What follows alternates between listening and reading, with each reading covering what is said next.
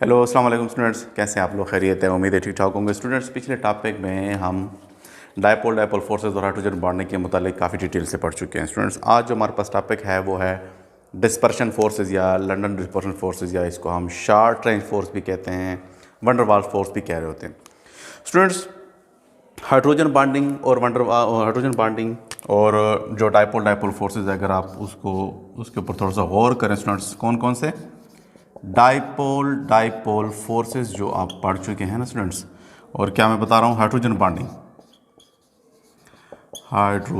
Bonding, ये forces जो होते हैं ना स्टूडेंट्स, ये हमारे पास दोनों ही पोलर मॉलिक्यूल्स के अंदर पाई जाती हैं। स्टूडेंट्स, किन मॉलिक्यूल्स क्या है? पोलर मॉलिक्यूल क्या होते हैं? जिनमें पार्शियल पॉजिटिव पार्शियल नेगेटिव पाए जाते हैं, जिनमें पोल्स होते हैं स्टूडेंट्स। जैसे HCl में मोस्टली उन एटम्स के दरम्यान में पोलैरिटी होती है जो जिनमें इलेक्ट्रोनेगेटिविटी का डिफरेंस पाया जाता है स्टूडेंट, जैसे वाटर है, HCl है, एट्सेट्रा एट्सेट्रा।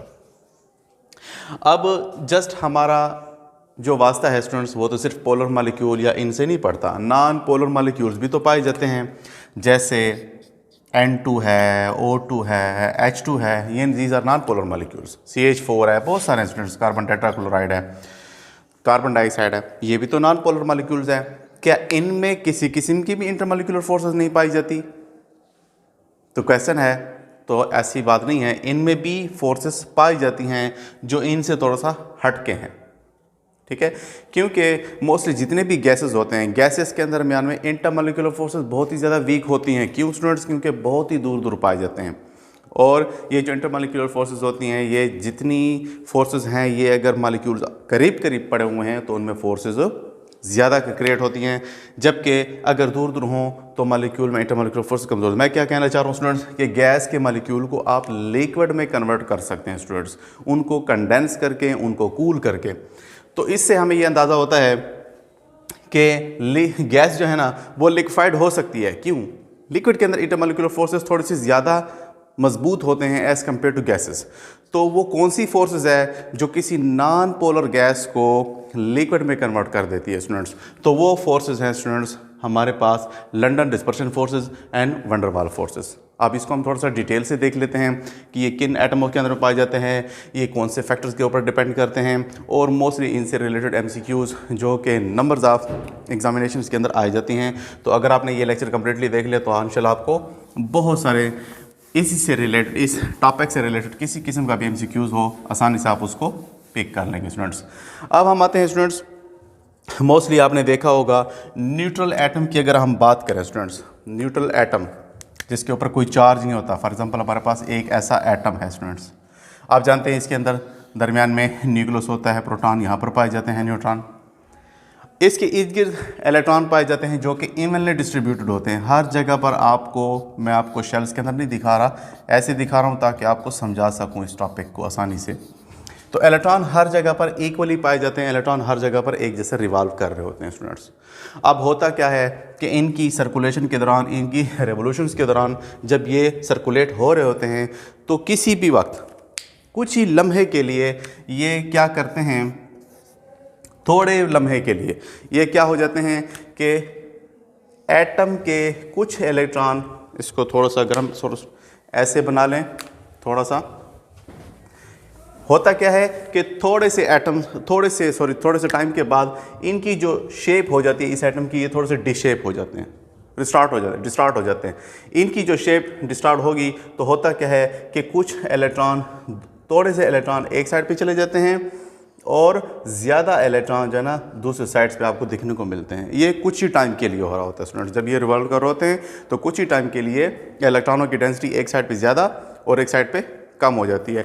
अब इस साइड पे, जिस साइड पे इलेक्ट्रॉनों की डेंसिटी कम है स्टूडेंट्स, इसके ऊपर आ जाता है हमारे पास पार्शियल पॉजिटिव चार्ज, और जिस साइड पे इलेक्ट्रॉनों की ज़्यादा है जिस पे, उस पे आ जाता है पार्शियल नेगेटिव। तो ये एक डाइपोल क्रिएट हो जाता है, एक न्यूट्रल एटम से एक डाइपोल स्टूडेंट्स क्रिएट हो चुका है, और ये चूँकि बहुत ही कम टाइम के लिए बनता है इसलिए इसको हम कहते हैं टेम्पररी डाइपोल, RZ डाइपोल, यानी थोड़े से टाइम के लिए बना है, क्योंकि ये दोबारा से रिवर्स होकर न्यूट्रल एटम बन सकता है।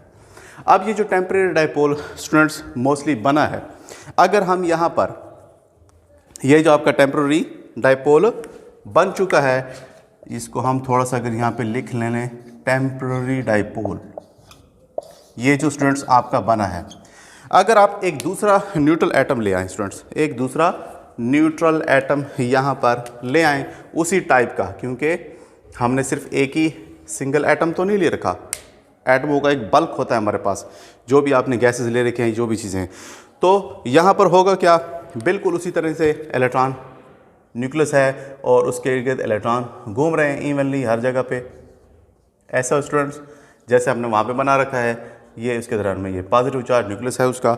अब होता क्या है कि ये जो टेम्परेरी डाइपोल है, इसका ये पार्शियल पॉजिटिव पार्ट इन इलेक्ट्रॉनों को खींचना शुरू कर देता है, इस एटम के इलेक्ट्रॉनों को अपनी तरफ खींचना शुरू कर देता है due to its opposite charges. और होता क्या है कि इस एटम के अंदर भी इस एटम की भी शेप क्या हो जाती है, डिस्टॉर्ट हो जाती है, डिशेप हो जाता है, और ये भी स्टूडेंट्स हमारे पास इस किस्म की शेप इख्तियार कर लेता है इस अट्रैक्टिव फोर्सेस की वजह से। और वो कैसे हो जाता है, ये इसकी भी बिल्कुल इस किस्म की ये शेप हो जाती है स्टूडेंट्स, कि एक साइड पे इसके इलेक्ट्रॉन ज़्यादा और एक साइड पे इलेक्ट्रॉन कम हो जाते हैं, एक साइड पे पार्शियल नेगेटिव और एक साइड पे पार्शियल पॉजिटिव। अब ये जो डाइपोल क्रिएट हो चुका है, जो कि इस टेम्परेरी डाइपोल की वजह से बना है स्टूडेंट्स, इसको हम क्या कहते हैं, इसको हम कहते हैं इंड्यूस्ड डाइपोल। इंड्यूस्ड हो गया, प्रोड्यूस हो गया है, इसकी वजह से ये बना है स्टूडेंट्स। अब होता क्या है कि ये टेम्परेरी डाइपोल और ये इंड्यूस्ड डाइपोल आपस में एक दूसरे को अट्रैक्ट करना शुरू कर देते हैं। होता क्या है कि इसका ये जो यहाँ पर पार्शियल नेगेटिव और यहाँ पर पार्शियल पॉजिटिव, होता क्या है कि इस टेम्परेरी डाइपोल का जो पॉजिटिव एंड है स्टूडेंट्स, ये इस इंड्यूस्ड डाइपोल के नेगेटिव एंड को खींचना शुरू कर देता है, अट्रैक्टिव फोर्सेस क्रिएट हो जाती है। और इस अट्रैक्टिव फोर्सेस को ही स्टूडेंट्स हम क्या कहते हैं, वंडर वाल फोर्सेस या लंदन डिस्पर्शन फोर्सेस। इसका एक और नाम भी है short range force. Short range force क्यों कहते हैं, क्योंकि एटम अगर करीब करीब होंगे तभी तो जाके चांसेस हैं कि ये टेम्परेरी डाइपोल और इंड्यूस्ड डाइपोल क्रिएट हो पाएंगे, अदरवाइज नहीं हो पाएंगे। लॉन्ग डिस्टेंस पे शॉर्ट रेंज या वंडर वाल फोर्सेस बहुत ही ज़्यादा कमज़ोर होती है या तकरीबन बनते ही नहीं है, क्योंकि लार्ज डिस्टेंस पर ये फोर्सेस क्रिएट नहीं हो पाती। मोस्टली इसकी जो मैं बात कर रहा था कि ये डिपेंड करता है, ये किन किन चीज़ों पे डिपेंड करता है स्टूडेंट्स, आप सुन लें, इसको भी बड़ी काम की चीज़ें हैं कि ये मॉलिक्यूलर वेट पे डिपेंड करता है स्टूडेंट्स। डिस्पर्शन फोर्सेस किस चीज़ पे डिपेंड करते हैं, मॉलिक्यूलर वेट पे। जितना मॉलिक्यूलर वेट ज़्यादा होगा, नंबर्स ऑफ इलेक्ट्रॉन स्टूडेंट्स ज़्यादा होंगे, नंबर्स ऑफ इलेक्ट्रॉन ज़्यादा होंगे तो बहुत ज़्यादा इलेक्ट्रॉनों का चांसेस है कि एक साइड पर दूसरी साइड पर इलेक्ट्रॉन जा सकें और टेम्परेरी डाइपोल आसानी से क्रिएट हो पाएगा। उसमें इंटरमोलिकुलर फोर्सेस उतने ही ज़्यादा स्ट्रांग प्रोड्यूस होंगे as compare to small molecular weight. समझ आ रही होगी स्टूडेंट्स आपको, जितना मॉलिक्यूलर वेट ज़्यादा होगा किसी भी एटम का, उसमें इंटरमोलिकुलर फोर्सेस जो है, डिस्पर्शन फोर्सेस है, वो ज़्यादा क्रिएट होंगी as compare to small. Next जो है वो है साइज ऑफ मॉलिक्यूल के ऊपर। तो साइज ऑफ मॉलिक्यूल स्टूडेंट्स बिल्कुल उसी से रिलेटेड है, जितना बड़ा एटम होगा उतने ज़्यादा आसानी से वो डिशेप हो सकेगा, उसमें इंटरमोलिकुलर फोर्सेस आसानी से ही क्रिएट हो पाएगी, वंडर वाल फोर्सेस उसमें आसानी से बनेंगे स्टूडेंट्स। नेक्स्ट जो तीसरा है वो है इसका शेप ऑफ मॉलिक्यूल पे स्टूडेंट्स।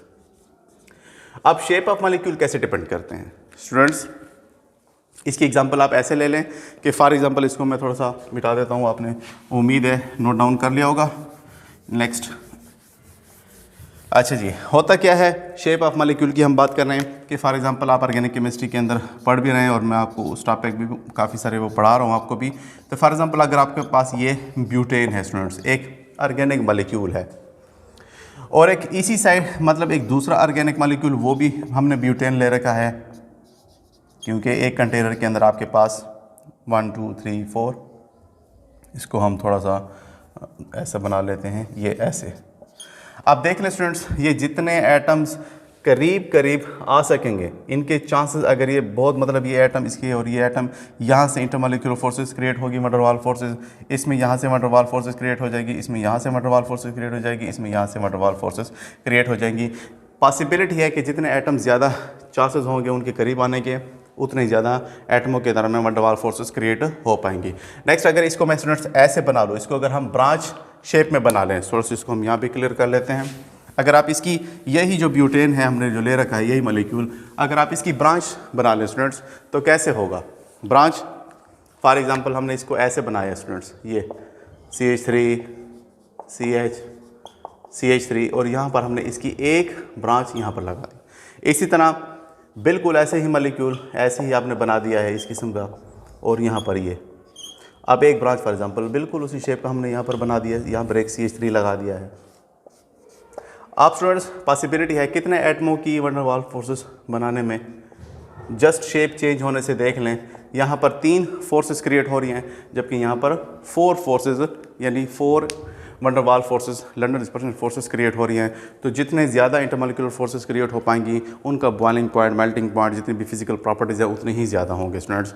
जितने कम होंगे उसका बॉइलिंग पॉइंट, मेल्टिंग पॉइंट उतने ही ज़्यादा कम होंगे। तो ये था स्टूडेंट्स आज डिस्पर्शन फोर्सेस के हवाले से।